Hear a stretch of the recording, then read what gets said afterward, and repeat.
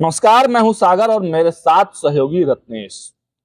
आज हम बिहार के एक ऐसे मुद्दे से आपको रूबरू कराने वाले हैं जो कि अभी तक चर्चाओं में तो है, लेकिन आम पब्लिक के जहन तक ये मुद्दा नहीं गया। हालांकि पॉलिटिकल महकमे में इस बात की चर्चा खूब जोरों पर, तमाम जो पॉलिटिकल लोग हैं, राजनीतिक कार्यकर्ता हैं, नेता हैं, वो जरूर बात कर रहे हैं इस विषय में, लेकिन आम जनता तक इस विषय की पहुंच अभी तक नहीं हो पाई है। और इसीलिए क्योंकि हर एक मुद्दे पर हमारी नजर, बारीक नजर हमारी वहां तक है और हर मुद्दा से हम जनता को रूबरू कराना चाहते हैं, इसीलिए इस मुद्दे को आज हम अपने सहयोगी रत्नेश के साथ लेकर आ रहे हैं और इस मुद्दे पर हम लोग डिस्कशन करेंगे।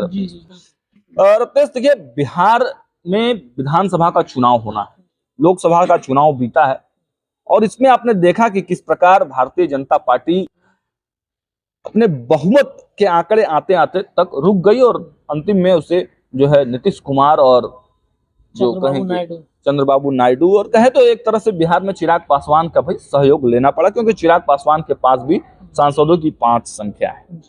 लेकिन पिछले दिनों चिराग पासवान को आपने सुना, तेवर काफी कड़े थे। नीतीश कुमार के भी तेवर हैं, हालांकि भले ही वो मंचों से मोदी जी को प्रणाम कर लेते हैं, बार बार कहते हैं कि हम इधर से उधर नहीं जाएंगे, लेकिन नीतीश कुमार के बारे में कहना बड़ा मुश्किल है कि रात में वो क्या सोचते हैं और सुबह उठकर उनका जो मूड होता है किस तरफ करवट लेता है, इसे कोई कुछ नहीं कह सकता। तो यही जो आज का हमारा टाइटल भी है कि आखिर नरेंद्र मोदी की जो सरकार है, भाजपा की जो सरकार है, वो नीतीश कुमार और लोक जनशक्ति पार्टी रामविलास का क्या कोई विकल्प भी तलाशने के प्रयास में है। रत्नेश हमारे सहयोगी हैं, क्या कहेंगे इस पे? देखिए सागर भाई, आपने इंट्रो में एक बड़ा शानदार बात कहा कि नीतीश कुमार को लेकर के बिहार की राजनीति में, देश भर की राजनीति में कहना बड़ा मुश्किल है कि नीतीश किसके साथ स्थिर रहेंगे। तो राजभवन और नीतीश कुमार का आवास अगल बगल में ही है, बिल्कुल पास में। सुबह होते होते ठंड के दिन में अचानक पता चला कि राजभवन अगर गलती से भी चले गए तो राज्यपाल को लगेगा कि अब कौन सा किसके लिए इस्तीफा लेकर के पहुंचे, 10वां बार इस्तीफा लेकर के पहुंचे हुए। तो ये कहना बड़ा मुश्किल है नीतीश कुमार के लिए कि नीतीश के फैसले अचानक होते हैं। औचक वो निरीक्षण करने जदयू कार्यालय में चले आते हैं। नीतीश कुमार को लेकर के भाजपा बहुत डरी रहती है, कभी कभी ऐसा लगता है कि, और इसीलिए वो सफाई भी देते हैं, सफाई भी देते हैं बार बार कि 2 बार हमको अपने लोगों के बारे में वो आरोप लगाते हैं कि 2 बार हमारे लोगों ने इधर से उधर करा दिया, लेकिन इस बार हम नहीं जाएंगे। अब पता नहीं वो बीजेपी को कॉन्फिडेंस देते हैं कि बीजेपी को ये संकेत देते हैं कि भाई मतलब अभी भी बहुत सारी चीजें हैं जो आप हमारा मान मनोबल, मतलब बहुत सारे योजनाओं पर अगर आप बात नहीं मानते हैं, टिकट बंटवारे को लेकर के अगर चर्चा नहीं होती है, तो अभी भी हमारे लिए एक ऑप्शन खुला हुआ है। उस ऑप्शन की तलाश में नीतीश लगे रहते हैं।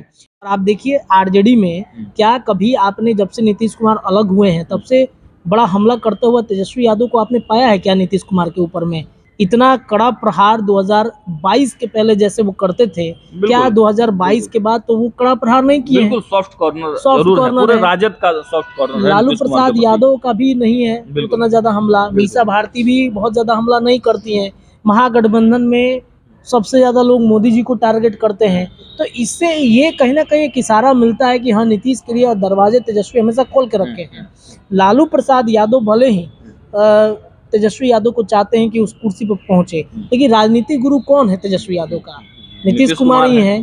आप याद कीजिएगा वो दिन जीवन दान उन्होंने दिया, शपथ दिलाया, दोनों बेटों को शपथ दिला दिया मंत्रिमंडल में। तो ये एक जीवन दान नीतीश कुमार ने दिया है। राजनीतिक गुरु हैं और सीखते रहे हैं, लेकिन और तेजस्वी यादव भी कहीं ना कहीं इज्जत करते हैं, बिल्कुल इज्जत करते हैं, बिल्कुल प्रतिष्ठा करते हैं। आपने देखा होगा कि यही इसी साल 2024 के जनवरी में जब नीतीश कुमार आए थे तो विधानसभा में कितना शानदार भाषण तेजस्वी यादव ने दिया था, जिसकी चर्चा हुई थी। तो क्या सच में विकल्प तलाश की ओर है भाजपा? बिल्कुल विकल्प तलाशी की नहीं भाई। बीजेपी बिहार में पिछले आपको याद है कि कब बीजेपी का अपना मुख्यमंत्री बना है बिहार में?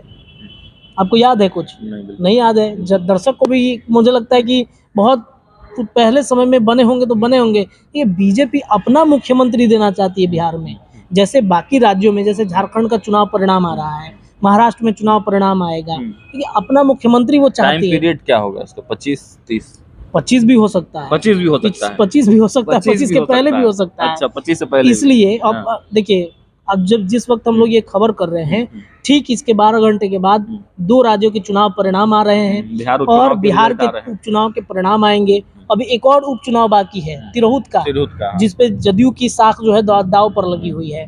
तो ये नीतीश कुमार के बारे में कहना बड़ा मुश्किल है कि नीतीश टिकेंगे।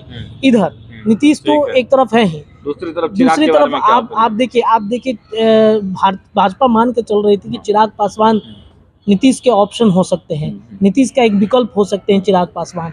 कितना मतलब बाबू की तरह चिराग पासवान को सजाया गया 2024 में, 5 सीटें दी गई, 2 पार्टी जो पार्टी अभी भी चिराग को वैल्यू दिया जा रहा है, लगातार चार्टर्ड प्लेन भेजकर महाराष्ट्र में चुनाव प्रचार करवाया गया। बिल्कुल वैल्यू तो दिया जा रहा है, लेकिन चिराग के मन में क्या है? चिराग के पास आप देखिए प्रशांत किशोर एक बड़ी कड़ी है। आपने कई इंटरव्यू उनके सुने होंगे जिसमें चिराग कहते हैं कि हमारे मित्र हैं प्रशांत किशोर, उनका जो विजन है हमारा जो विजन है वो दोनों मिलता जुलता है। जिस प्रशांत किशोर को जदयू पसंद नहीं कर रही है, देखना तक पसंद नहीं कर रही है, उस प्रशांत किशोर के साथ तेजस्वी चिराग पासवान का क्या संबंध चल रहा है? और खबरें तो यह भी निकल कर आई कि दोनों में बातचीत भी हुई है। और आप बता देते हैं हम आपको, जब चिराग पासवान एनडीए में जब उनको एक ऑफर आया था उप मुख्यमंत्री बनने का, तब चिराग की बात प्रशांत किशोर से भी चल रही थी। उस वक्त प्रशांत किशोर की टीम लगी हुई थी कि कैसे चिराग को समेटा जाए, एक थर्ड फ्रंट उनके साथ बना करके। और देखिए प्रशांत किशोर की बहुत महत्वाकांक्षाएं नहीं है मुख्यमंत्री बनने की, उनके लोग भी कहते हैं, वो भी कहते हैं मुख्यमंत्री किसे बनाएंगे? अगर मान के चलिए कि वो आ गए, एक मजबूत साथ उनका आ गया, तो चिराग पासवान चाहिए, चिराग पासवान के हो जाएंगे। तो चिराग पासवान को लेकर के बीजेपी अभी भी डरी हुई है। आपने देखा होगा ना कि वक्फ बोर्ड पर भी कैसे उन्होंने भाजपा को आंख तरेरा था।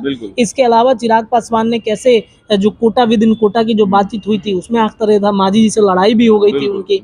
इसके अलावा आपने ये भी देखा कि जो लेटरल एंट्री का मामला था उस पे बजाबता उन्होंने प्रेस कॉन्फ्रेंस करके नरेंद्र मोदी की सरकार को चुनौती दे दिया था। तो ये क्या बीजेपी को नहीं दिख रहा है कि आज नहीं तो कल जिसे हमने मतलब खड़ा किया, जिसको हमने बनाया, जो हनुमान अपने आप को कहता है, ये कौन सा हनुमान है भाई? ये क्या बेचैनी हो गई है हनुमान को? किस बात की बेचैनी हुई है?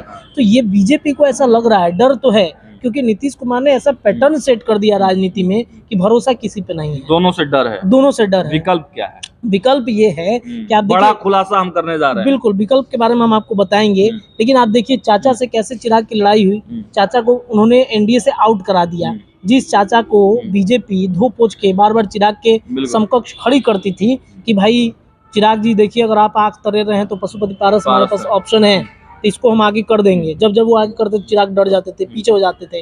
लेकिन ऐसा हुआ, उन्होंने ऐसा कुछ किया कि बीजेपी ने उनको घर से बेघर कर दिया, आवाज छीना गया। अब तो ये ऐलान उन्होंने कर दिया कि 243 पर हम डैमेज करेंगे, चिराग को भी और एनडीए गठबंधन को। चिराग पासवान ने भी कल कह दिया कि देखिए वो तो एनडीए में थे ही नहीं, एनडीए के बैठकों में उनको नहीं बुलाया जाता, अब इससे ज्यादा बेइज्जत क्या करेंगे? बिल्कुल, तो वही तो बात है ना कि मान के चलिए कि चिराग का तो एक ऑप्शन था बीजेपी के पास में कि उसको भाई पशुपति पारस को आगे कर दिया जाएगा।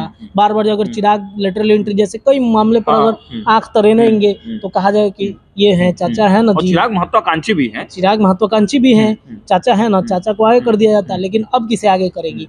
तो बीजेपी इस ऑप्शन को तलाश ली है और पारस के आउट होते ही बिहार में एक बड़े नेता को एनडीए गठबंधन में वापसी कराई जा रही है। वो पहले भी थे एनडीए में, मंत्री भी थे एनडीए से, लेकिन हाँ अब क्या है कि एक बार फिर से उनको एनडीए में लाया जा रहा है। और उसकी जरूरत क्यों है? आपको याद होगा कि 2024 चुनाव में एक मतलब मान के चलिए एक सर्टेन वोट बैंक ही उनके पास में है, लेकिन उस वोट बैंक से कितनी मजबूती, बिल्कुल प्रभाव था। और वो वोट बैंक जब जाकर राजद कुनबे के साथ जुड़ जाता है, महागठबंधन कुनबे के साथ जुड़ जाता है, तब वहां पर समस्या भाजपा को हो जाता है। महागठबंधन कुनबे से जुड़ा तो कहीं ना कहीं कुछ ना सीटों पर इन्फ्लुएंस हुए, तभी ना आज 5 सीटें महागठबंधन के अंडर में है। 5 लोकसभा सीट महागठबंधन जीत गई है। अब दर्शकों के लिए मैं चाहूंगा कि उस नाम का भी खुलासा, ये कर देते हैं कि पूर्व मंत्री, वीआईपी के सुप्रीमो, सन ऑफ मल्ला मुकेश सैनी की एंट्री एनडीए में हो रही है। अच्छा, जिस वक्त हम लोग ये दर्शकों तक पहुंचा रहे हैं खबर, इससे ठीक 4-5 घंटे पहले दिल्ली में बीजेपी की एक बैठक हुई है, जिसमें डिप्टी सीएम, दोनों डिप्टी सीएम पहुंचे, बीजेपी के प्रदेश अध्यक्ष पहुंचे। यहाँ पे कार्यशाला का आयोजन तो किया गया था, लेकिन इस कार्यशाला के आयोजन में मुकेश सहनी की एंट्री कराने की चर्चा हुई है। तो तेजस्वी यादव के लिए भी ये एक वेकअप है, अलार्म बज गया है उनके लिए कि आप अपने साथी को रोकिए। अब रुकने वाला नहीं है। अपने आपको तो रत्नेश जी, इतना वीडियो बनाया गया, हेलीकॉप्टर में बैठकर मछली खिलाया गया, सत्तू पिलाया गया, वो सब उसका क्या होगा? तेजस्वी यादव के साथ दोस्ताना नजरिया, एक ही हेलीकॉप्टर में आना जाना, उन सभी चीजों का फिर क्या होगा? अब तक तो राजनीति में इतने दिन से हम राजनीति पत्रकारिता कर रहे हैं, अभी कर रहे हैं, क्या राजनीति में सब कुछ स्थिर है, फिक्स है सब कुछ? बिल्कुल नहीं है। नीतीश कुमार फिक्स है क्या? बिल्कुल नहीं है। आज तेजस्वी यादव हो या फिर मुकेश सहनी हो, केक काटते हो सकता है कि केक मुक्ति का भी काटा जा रहा हो कि अब हम महागठबंधन से जा रहे हैं, यही लास्ट वाला केक कट रहा है आपका। और क्या फायदा हुआ जी मुकेश सहनी को? क्या फायदा? कोई फायदा नहीं हुआ। वो एनडीए के साथ रहते तो सांसद रहते, हो सकता था कि मंत्री रहते, आज उनका आवास होता दिल्ली में, और विधायकों सीट बंटवारा में तो उनको फायदा होता ना इस वक्त। अब मान के चलिए कितना उनको अपने मन से कितने सीटें उनको मिली हैं लोकसभा में, जो भी कैंडिडेट थे वो आरजेडी के कैंडिडेट थे, दूसरे सिर्फ खाना, और आरजेडी वैसी ही सीट उनको जानबूझ के ऑफर की थी। नहीं, ऐसा नहीं है। देखिए उस सीटों पर उनके कैंडिडेट थे, तैयार थे, लेकिन उनको सीट नहीं दिया गया। जानबूझ के ये सीटें जानबूझ के खानापूर्ति की गई। ये बात मुकेश सहनी भी अच्छे से समझते हैं। तो इस दर्द को कैसे वो भुनाएंगे? आज मान के चलिए कि कुछ विधायक अगर उनके जीत जाते हैं, और एक बड़ी मार्मिक बात ये रही कि जब मुकेश सहनी के पिता की मृत्यु होती, हत्या होती, किस प्रकार पूरा एनडीए का कुनबा, आप देखिए कि उनके साथ लग जाता है, उनको मतलब पूछने लगना, प्रधानमंत्री मोदी भी उनसे पूछते हैं। और तेजस्वी यादव पटना में रहकर, बिहार में रहकर उनके वहां तक नहीं जा पाते। पटना में नहीं थे, आप याद कीजिए, तेजस्वी यादव थे विदेश में, उस समय दुबई गए हुए थे। लेकिन जब वो दुबई से आए, देखिए विधानसभा का सत्र चल रहा था उस वक्त।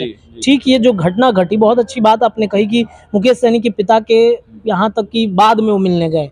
आपको कम से कम वीडियो कॉल पर बात करना चाहिए। अक्सर वीडियो कॉल पर अपनी बहनों से बात करते हो आप, सोशल मीडिया पर शाम तक फोन कर देते हैं।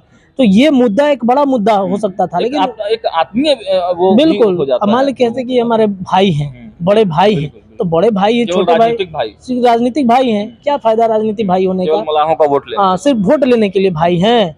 तो देखिए ये बहुत बड़ा पॉइंट है। और इसी के इर्द गिर्द देखिए, राजनीतिक दृष्टि से भी और आत्मीय दृष्टि से भी देखिए तो कहीं ना कहीं ये सारी जो चीजें हैं वो मुकेश सहनी को जो है एनडीए के तरफ ले जाने के लिए ये काफी है। बिल्कुल एनडीए में मुकेश सहनी आ रहे हैं, और 2025 विधानसभा में एनडीए को इससे बड़ा फायदा होगा। 9% वोट मुकेश सहनी मानते, मतलब 9% आबादी है मल्लाहों की, सभी जातियों को मिलाकर के मुकेश सहनी ने खुद उन्होंने, जब जातीय जनगणना हुआ था तो नीतीश कुमार को धन्यवाद दिया। एक छोटा मैं टिप्पणी चाहूंगा, एक सवाल का जवाब दे दिए। चिराग और जब उनके हटने की आप बात कर रहे हैं, ऑप्शन तलाशा जा रहा है, हालांकि वो दोनों भी रहे और एक्स्ट्रा एनडी ये आ जाते हैं तब पर भी बात बन सकती है, मुकेश सहनी एक्स्ट्रा आ जाते हैं तो। लेकिन ये तो विधानसभा तक ठीक है, लेकिन लोकसभा में अगर चिराग पासवान हटेंगे, नीतीश कुमार हटेंगे, तब तो मोदी सरकार के लिए समस्या हो जाएगी। मैं चाहूंगा छोटी टिप्पणी इस पर। मोदी जी के पास बहुत ऑप्शन है। अच्छा उनके पास अच्छा ऑप्शन है, बहुत सारे जगह से तोड़ा जा सकता है सांसदों को। कोलकाता पर नजर है आपको? कोलकाता के अलावा क्या जिस चंद्रबाबू नायडू की आप बात कर रहे हैं, चंद्रबाबू नायडू की वजह से सरकार है, क्या वहाँ से सांसद नहीं तोड़े जा सकते हैं? अमित शाह पर पूरा भरोसा है आपको? अच्छा, भाजपा इसमें तो माहिर है, अमित शाह पर ज्यादा भरोसा। अब अमित शाह तोड़ेंगे, कौन तोड़ेगा ये तो वक्त बताएगा, लेकिन भाजपा इसके लिए तो बदनाम है तोड़ने के लिए, तो ऑप्शन है, इसमें कोई दिक्कत नहीं है। लेकिन मुकेश सहनी आ रहे हैं, चिराग के लिए थोड़ा सा मुझे लगता है कि एक डरावना पॉइंट हो सकता है। इसलिए अंतिम बात बोल करके समाप्त करेंगे इस चर्चा को कि चिराग के ऑप्शन में बीजेपी मुकेश सहनी को आगे कर सकती है कि अब तू बाबू नहीं खा, एक और बाबू हमारा लगे बाढ़ है, इनकरा का सारा जमीन जायदाद दे दिया। छोटा टिप्पणी, डिप्टी सीएम के लिए बिल्कुल हो सकता है, डिप्टी सीएम बन सकते हैं मुकेश सहनी। चलिए, तो इसी पॉइंट्स पर हम वीडियो को समाप्त करेंगे। ये दर्शकों को हम जानकारी दे रहे थे कि देखिए एक बहुत बड़ी राजनीतिक उलटफेर बिहार में होने की संभावना है। हमने इन सभी बातों पर आपको चर्चा करके बताया कि आखिर क्यों ऐसा होगा। फिलहाल वीडियो में इतना ही, देखते रहिए।